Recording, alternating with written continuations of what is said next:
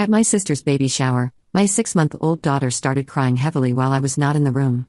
When I came back, I saw tape wrapped around my baby's mouth. So I asked, "Who did this?" And my sister smirkingly said, "Well, she's ruining my day, so I had to make it stop." It was loud. My mom added, "Can you not see how quiet it is?" While I could hear every kid roaring in the room. I checked on the baby and she wasn't moving. At that moment, I snapped and grabbed a vase near me and threw it at my sister's face as she lost consciousness.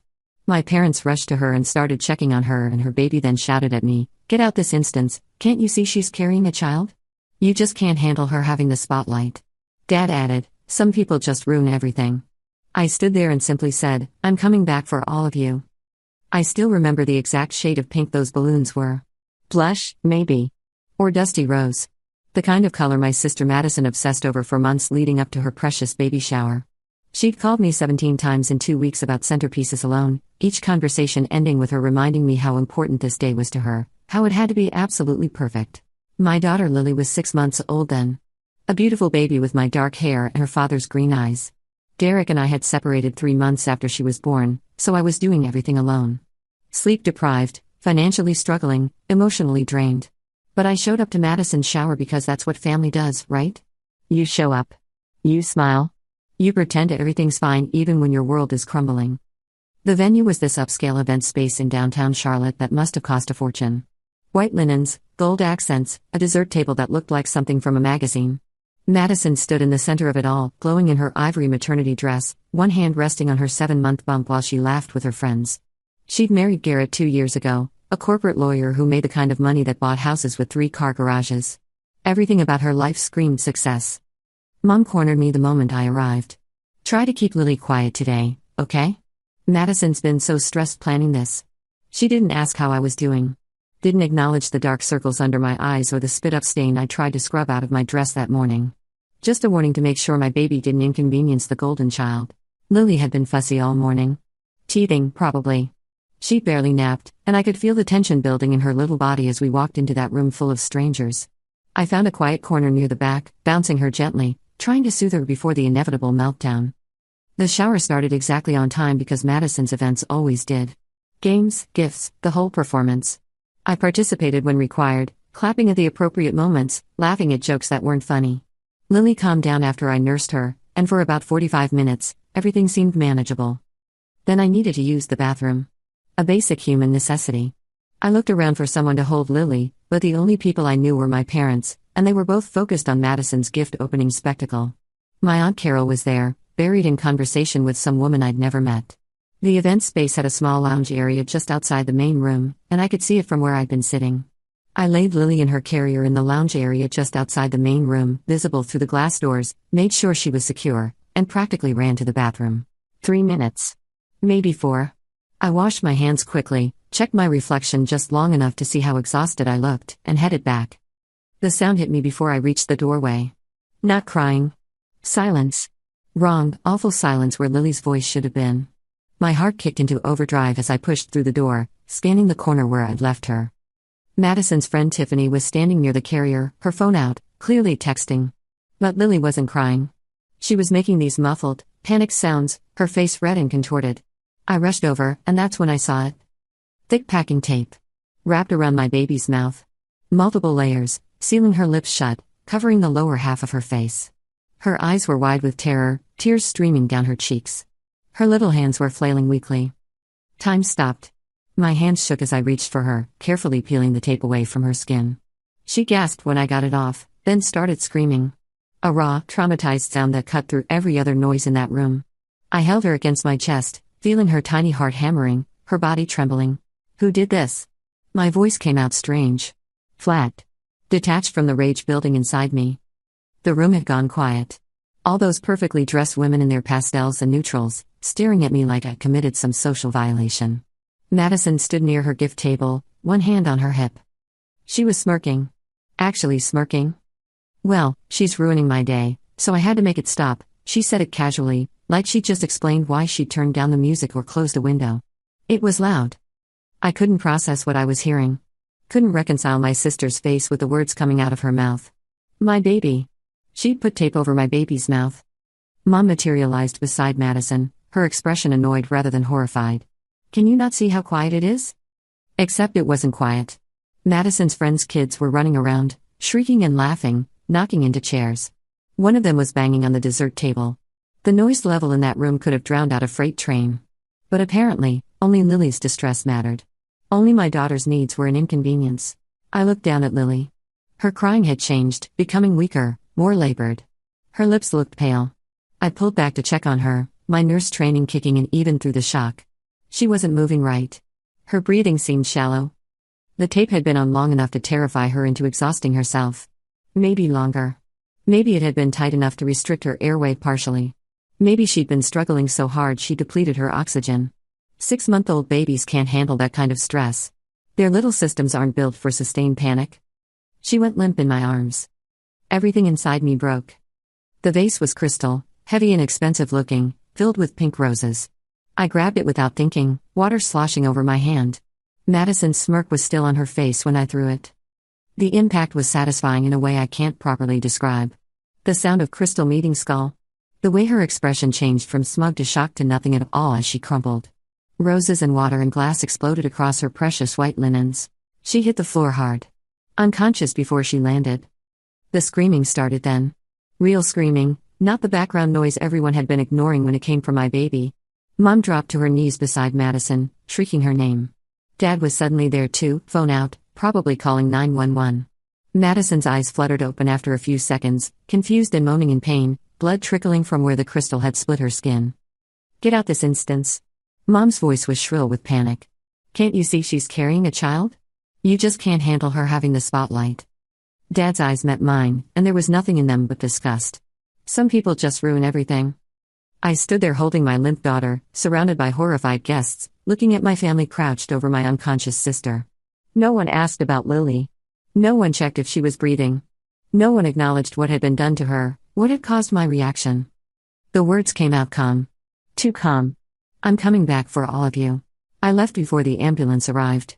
Drove straight to the emergency room with Lily, who started breathing more normally once we were away from that place.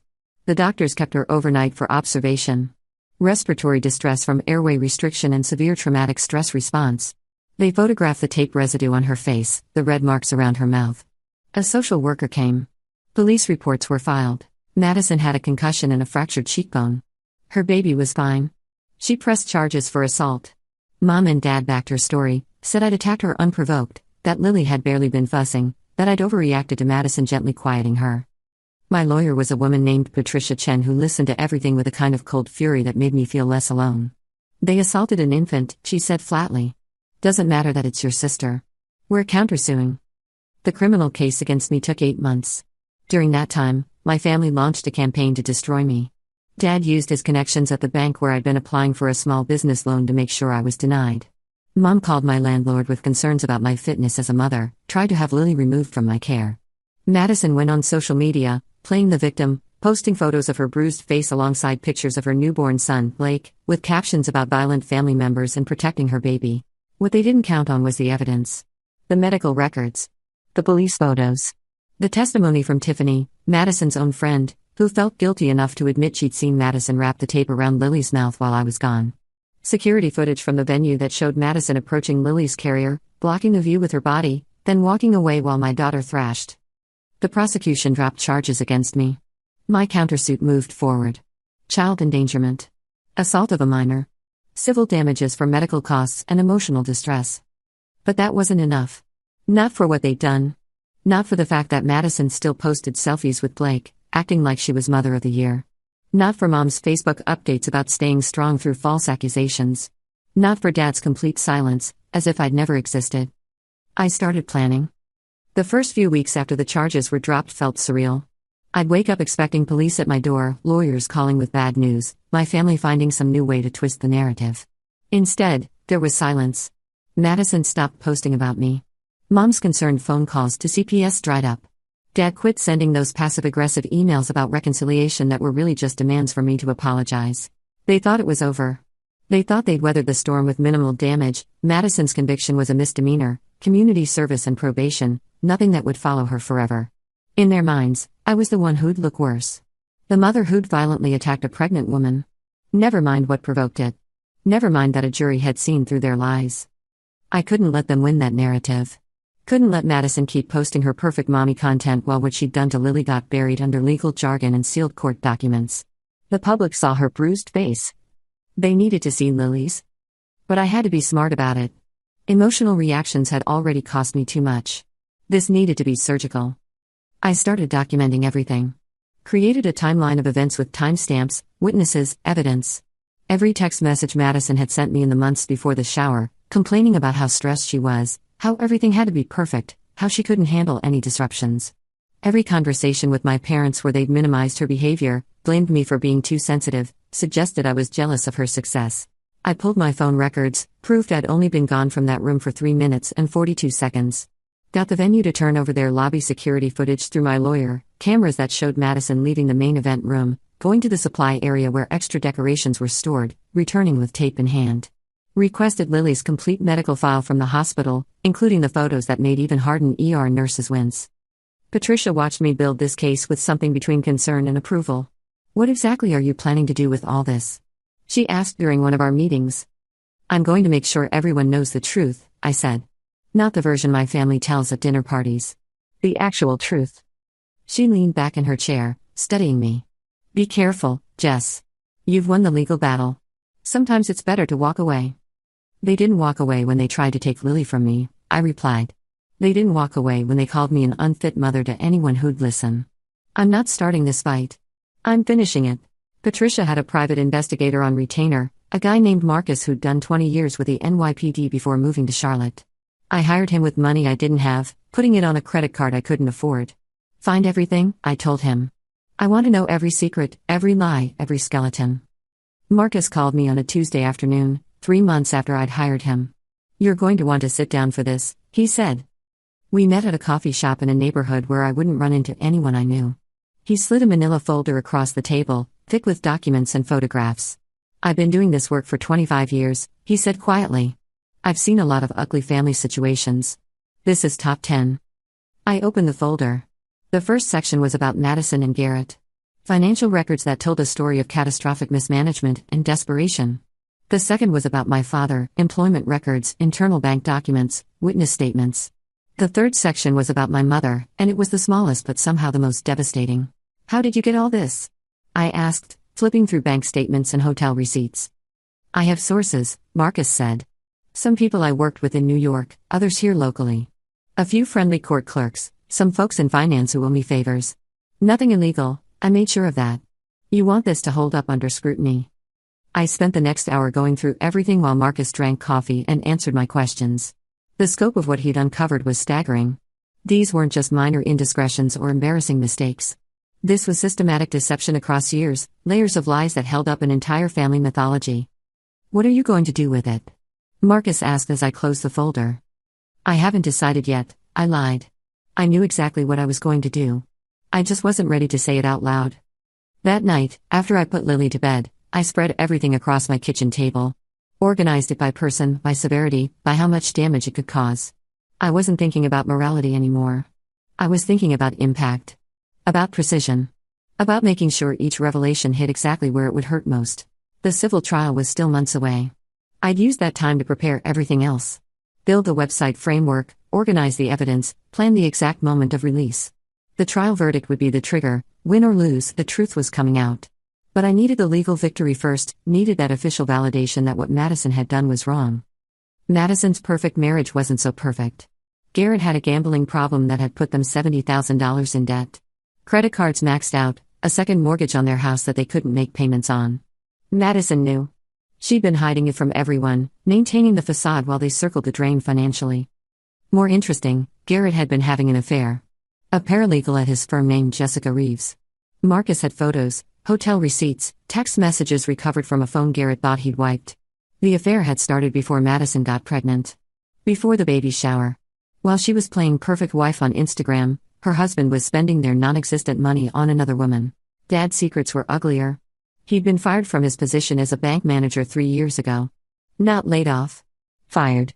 For approving loans to friends with kickback arrangements, skirting regulations, putting the bank at risk. He'd managed to keep it quiet, taking a lower position at a smaller bank, but the documentation was all there. His current employer didn't know about his history. Mom was the easiest.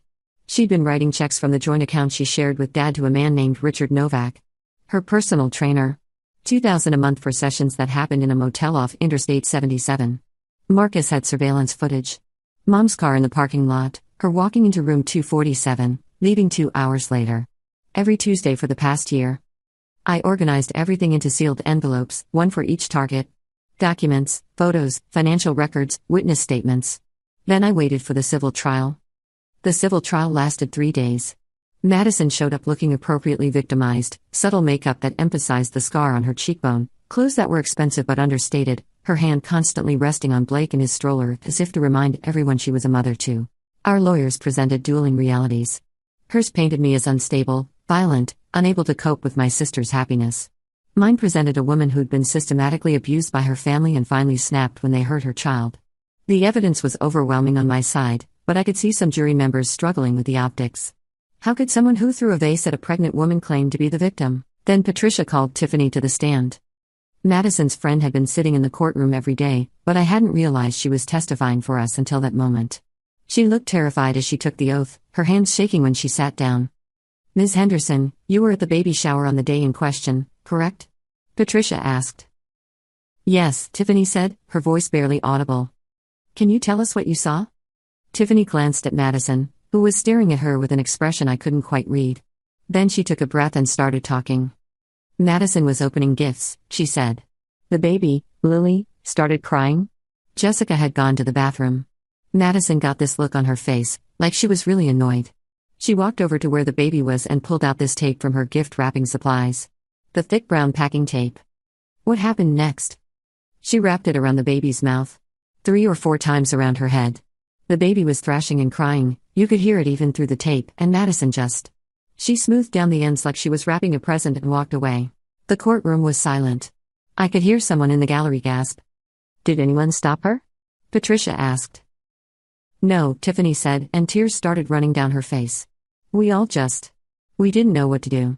It happened so fast. And then Madison came back to opening gifts like nothing was wrong, and everyone just pretended they hadn't seen it because," she stopped, choking on the words.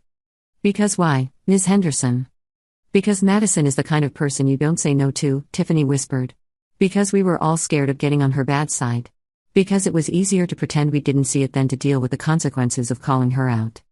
Madison's lawyer tried to discredit her on cross-examination, suggested she was lying to help me, asked why she hadn't come forward sooner.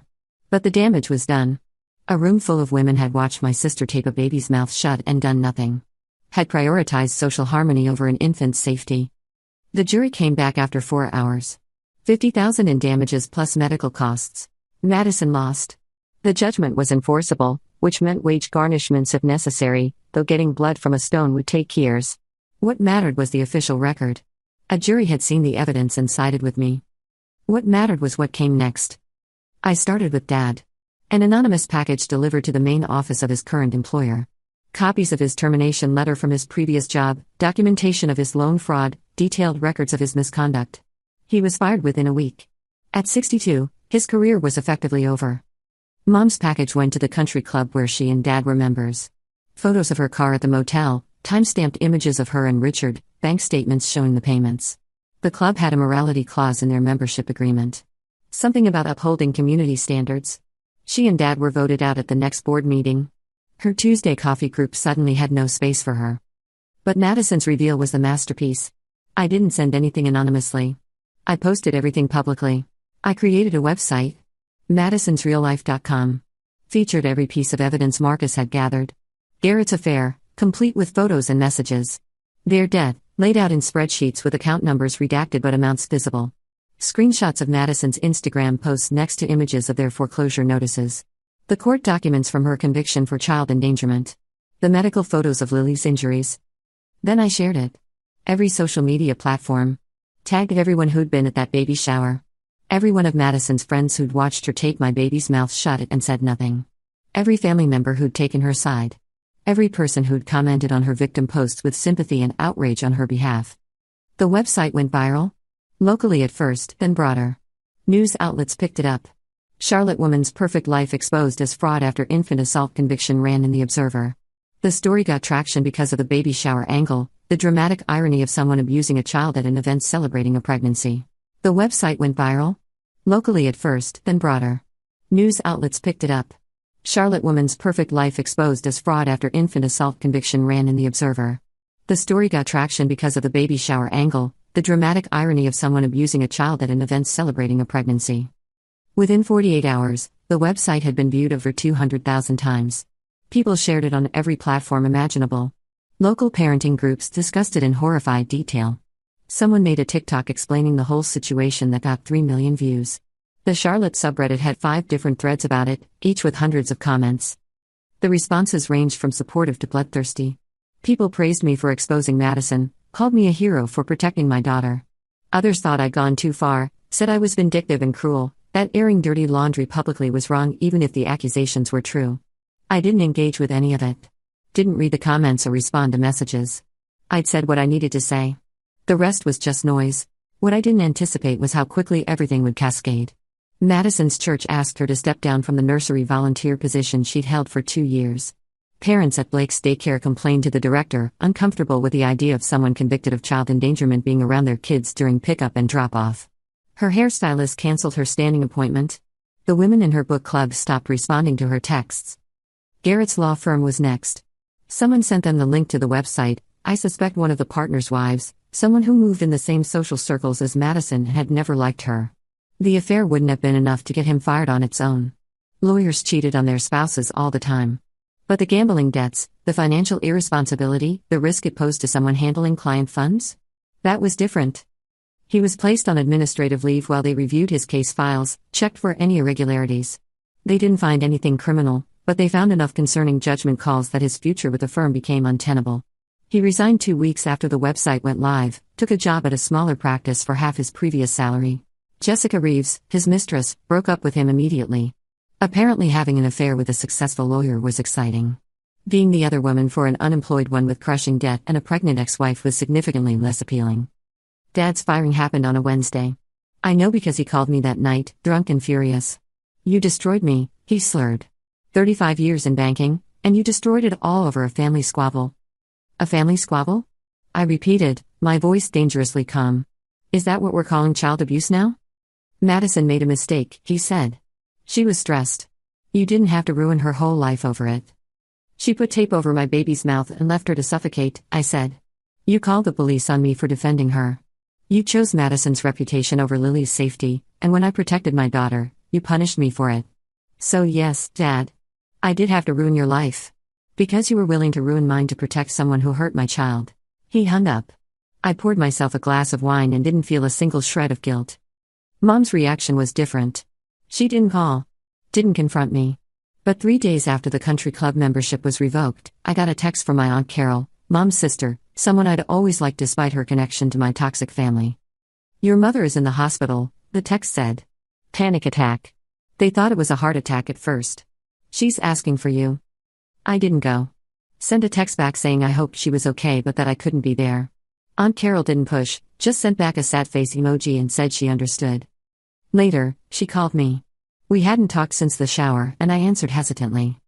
I'm not calling to make you feel guilty, Carol said immediately. I'm calling because I need to tell you something. Your mom and I had lunch last month, before everything blew up. She told me what really happened at that shower. Laughed about it, actually. Said Madison had finally put her foot down with you and your bratty baby. Said it was good that someone taught you that you weren't the center of the universe anymore. My hand tightened around the phone. She said that? She did. And I didn't call you then because I thought it was just talk, you know? Family drama I didn't want to get involved in. But after I saw the website, after I read what actually happened. She paused. I needed you to know that your mother knew exactly what Madison did. She thought it was funny. I thanked her and hung up, then sat in my bathroom with the door locked so Lily wouldn't hear me cry. Not sad tears. Angry ones. Vindicated ones. Carol had just confirmed what I'd suspected but hadn't wanted to believe, that my family didn't just excuse what Madison had done. They approved of it. Madison's world disintegrated. Garrett left her 2 days after the website went live. Filed for divorce, moved in with Jessica, stopped paying child support. Madison had to move in with our parents, who were living in a cramped apartment after losing their house. They couldn't keep up the mortgage without Dad's income. The bank foreclosed. Mom and Dad tried to take the website down, threatened to sue me for defamation. Patricia sent them a letter explaining that truth is an absolute defense and that they were welcome to try. They didn't. The website stayed live for 18 months. Long enough for every piece of information to be copied, archived, and spread across the internet where it would live forever. Then I took it down, not out of mercy, but because the damage was permanent and irreversible. The work was done. I watched it all unfold from my new apartment across town. Lily was thriving. A year old now, walking, starting to talk. She called me mama and laughed when I tickled her feet. She had no memory of what happened at that baby shower, though I'd spend the rest of my life making sure nothing like it ever happened again. Derek had come back around once the news broke. Saw me on TV, read the articles, realized what had happened. He apologized, asked if we could try again. I told him no. Some doors closed permanently. I got a job at a pediatric clinic. The nurse manager had followed the case, said she admired what I'd done. The irony wasn't lost on me that I was trusted to care for other people's children after my family had claimed I was unfit to raise my own. 6 months after the website launched, I saw Madison at a grocery store. She was pushing Blake in a cart, looking tired. No makeup, hair in a messy ponytail, wearing clothes that had seen better days. She saw me and froze. I walked past without stopping. Didn't say a word. Just kept moving, Lily babbling happily in my arms. That night, I took the website down. The damage was permanent anyway. Everything had been archived, shared, saved. Madison's name would forever be linked to what she'd done. A simple Google search would reveal everything. Mom called me a week later. First time we'd spoken in over a year. Are you happy now? Her voice was bitter, exhausted. You destroyed this family. I didn't destroy anything, I said. I just stopped pretending it wasn't already broken. She hung up. I didn't call back. Dad tried a different approach. Showed up at my apartment one evening, looking older than I remembered. We can fix this, he said. Family is supposed to forgive. Family is supposed to protect each other, I replied. You chose Madison's reputation over Lily's safety. You called the police on me for defending my child while you covered up for someone who assaulted her. That's not family. That's a hierarchy, and we were at the bottom. He argued for a while, tried to make me understand their perspective, how they'd been caught off guard, how Madison had been under so much stress with the pregnancy. As if stress justified taping a baby's mouth shut. As if their shock at my reaction was more important than their horror at what caused it. I closed the door while he was still talking. The last time I heard from any of them was 2 years after the baby shower. A text from an unknown number. Blake asks about his aunt sometimes. Wants to know why we don't see you. Madison. Trying to use her son to guilt me back into the fold. I blocked the number. Lily is 4 now. She'll start pre-K in September, just after her 5th birthday. She knows she has a grandmother, grandfather, and aunt she doesn't see. When she asks why, I tell her a version of the truth appropriate for her age. Sometimes grown-ups hurt each other, and they have to stay apart to be safe. She accepts this the way children accept most explanations from parents. With trust that I'm telling her what she needs to know. I don't tell her about the vase. About watching my sister's eyes roll back as she collapsed. About the sick satisfaction I felt in that moment, the righteousness of my rage. She doesn't need to know that version of me exists. But it does exist. Will always exist. The mother who would burn the world down to protect her child. Who did burn the world down, or at least one small corner of it. People ask sometimes if I regret it. If I wish I'd handled things differently. The answer is complicated. I regret throwing the vase. Not because Madison didn't deserve it, but because it gave them ammunition, let them play victim, complicated everything legally. If I could go back, I'd have called 911 immediately, documented everything, pressed charges without the assault on my record. But I don't regret the exposure.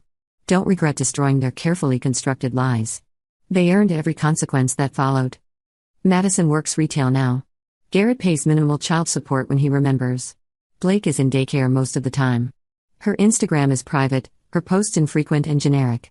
The last public one was from 8 months ago, a photo of Blake at a park with the caption blessed. 3 likes. Mom and Dad are still together, barely. They rent a 2-bedroom apartment in a complex on the edge of town. Dad does some consulting work, never enough. Mom doesn't post on Facebook anymore. I heard through mutual acquaintances that she tells people I'm dead. Easier than explaining what really happened.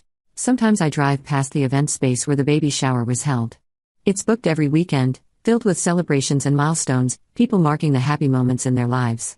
I wonder if any of them know what happened there.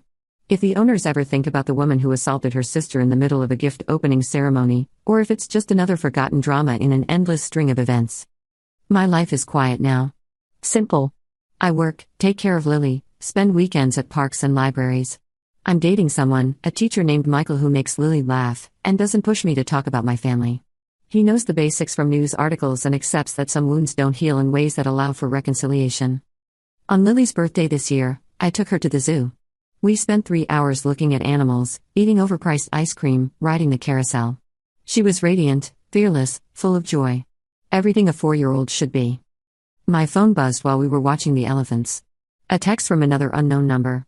Just 4 words: "We miss you, Jess." Madison's new number, probably.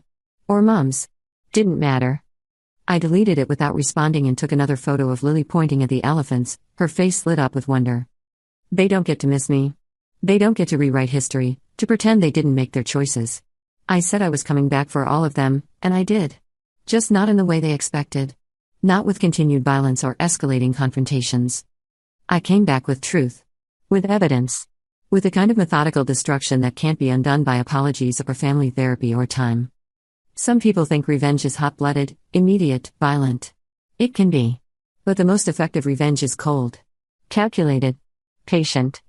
It's building a case brick by brick until the structure is undeniable.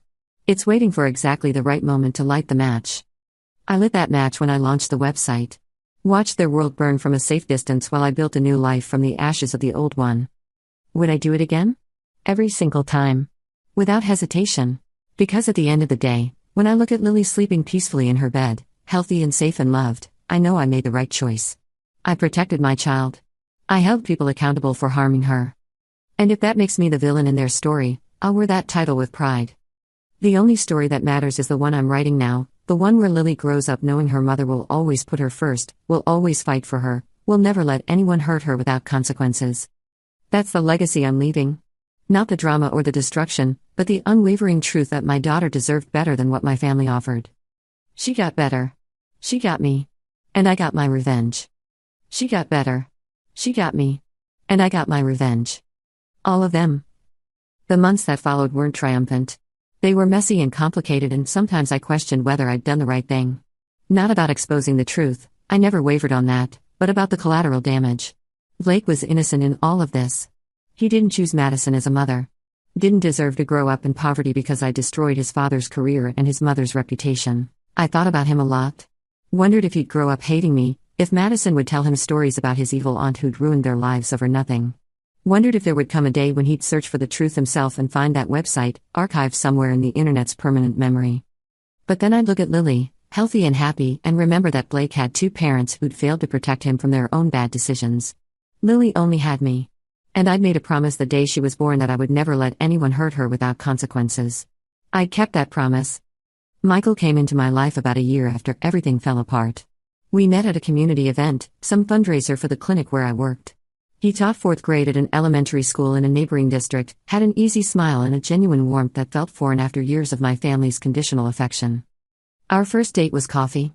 Simple, low stakes. He asked about Lily within the first 5 minutes, wanted to see photos, listened to my stories about her latest developmental milestones with actual interest. He didn't ask about her father. Didn't pry into my past. Just focused on who I was in that moment. On our 3rd date, he brought it up.